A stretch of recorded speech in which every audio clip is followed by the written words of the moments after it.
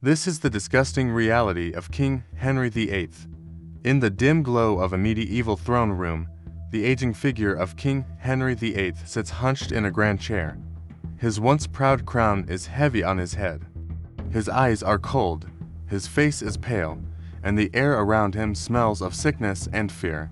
The servants exchange nervous glances. They know that the king's mood can turn nasty and fast, and they'd rather be anywhere than here right now.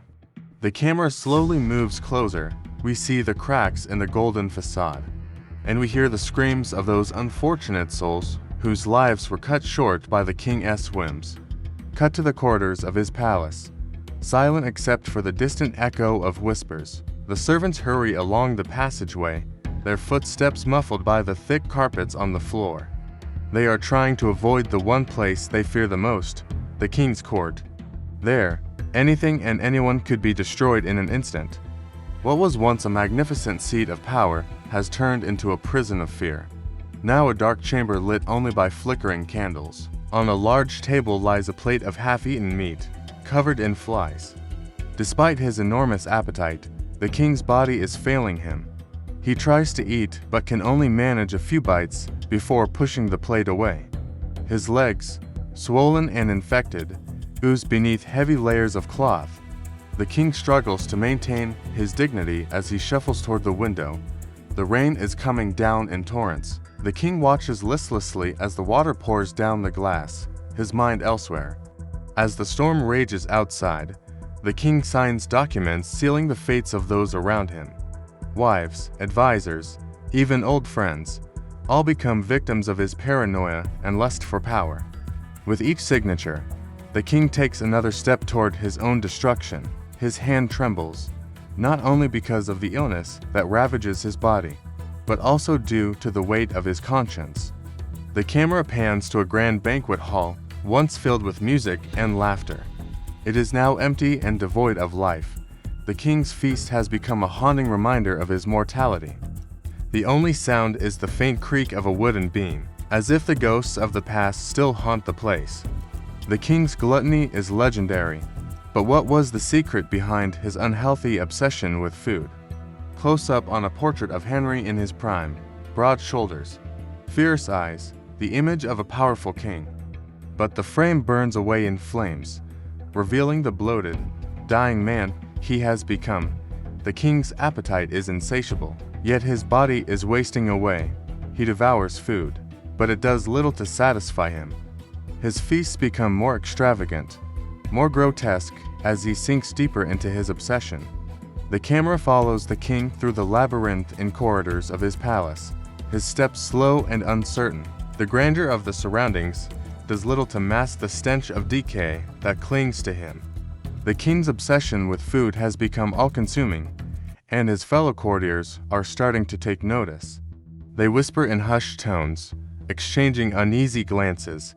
The king's behavior is becoming more erratic, his moods more volatile, and they know that something is not right. The king enters a dimly lit chamber, his eyes fixed on a platter of food before him.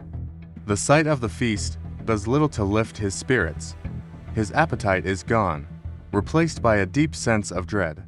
As he looks at the food, he sees not sustenance, but a reminder of his own mortality. The king's obsession with food has taken on a life of its own, and he is losing the battle against his demons. The final shot is of his coffin, draped in royal cloth, surrounded by shadows. A single drop of liquid falls from the wood to the stone floor.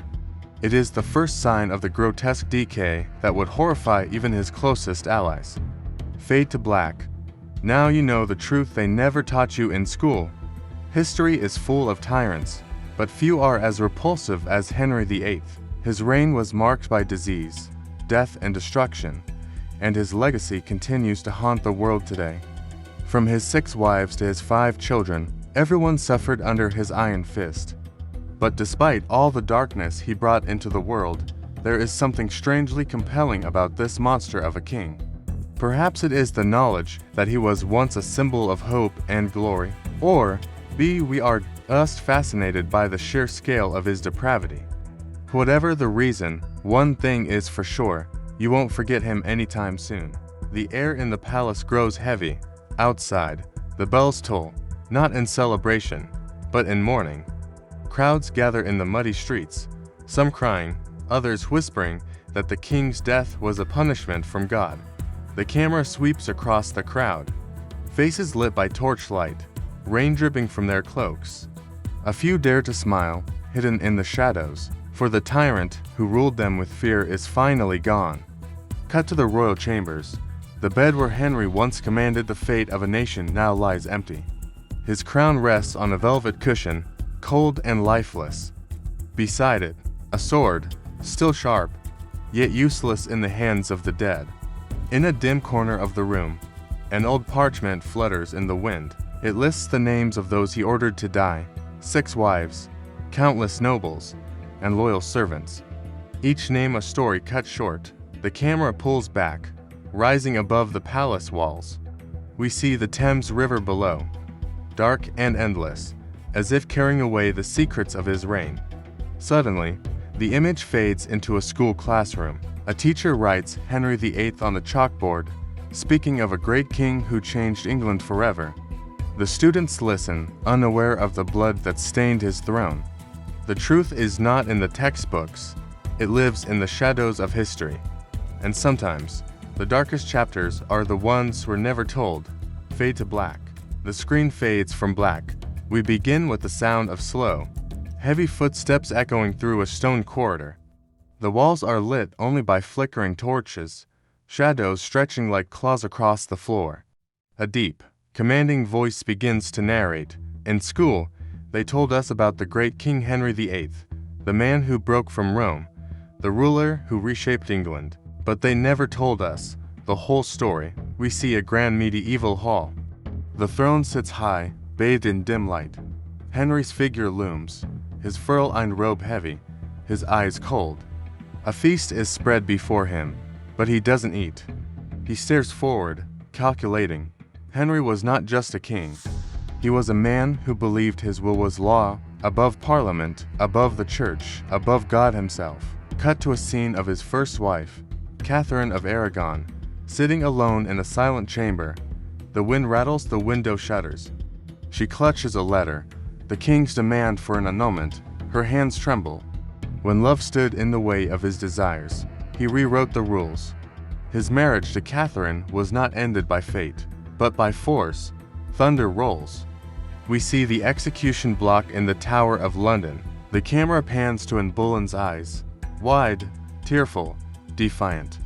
The crowd whispers, and Boleyn was promised the crown, and delivered the axe. A candle-lit room. Henry signs a royal decree. The wax seal is pressed, and a guard takes the paper away. The words are clear.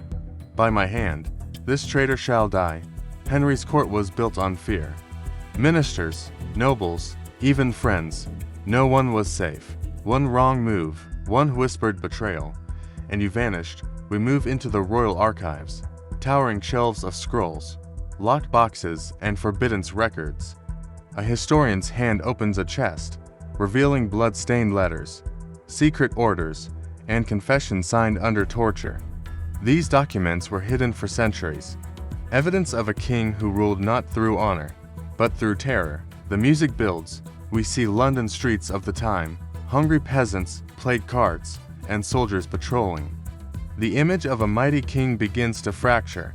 They called him a reformer.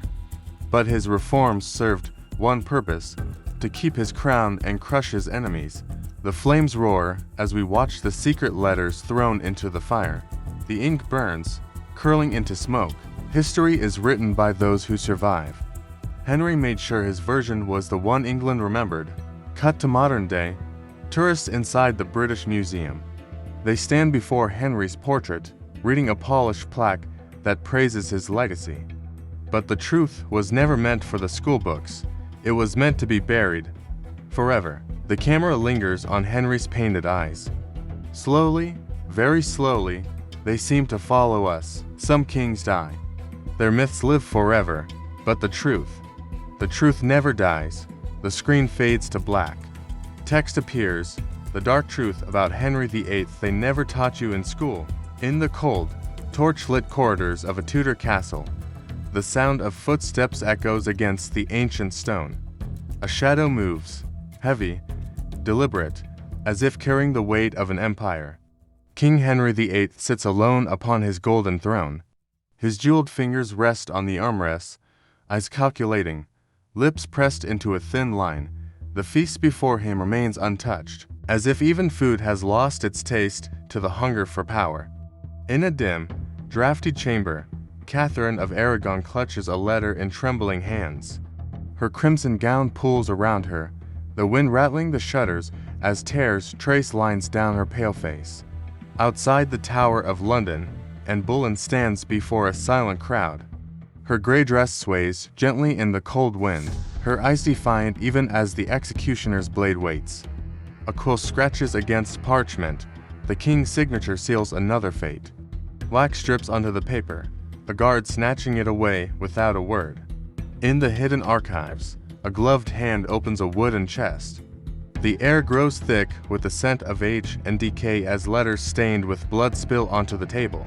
Candles flicker, casting long shadows over secrets never meant to be seen. The streets of Tudor London choke with smoke from blacksmiths and bakers, mingled with the stench of stale waste. Peasants shuffle past, soldiers in shining armor patrol, and the distant sound of church bells tolls for the dead. A stack of papers bursts into flames, curling and blackening in the hearth. The ink melts into unreadable ash, the truth swallowed by fire. Now centuries later, in the British Museum, visitors stand mesmerized before a grand portrait of Henry VIII. His painted eyes, they seem to follow their every move, unblinking and cold, as if the king's watch never truly ended.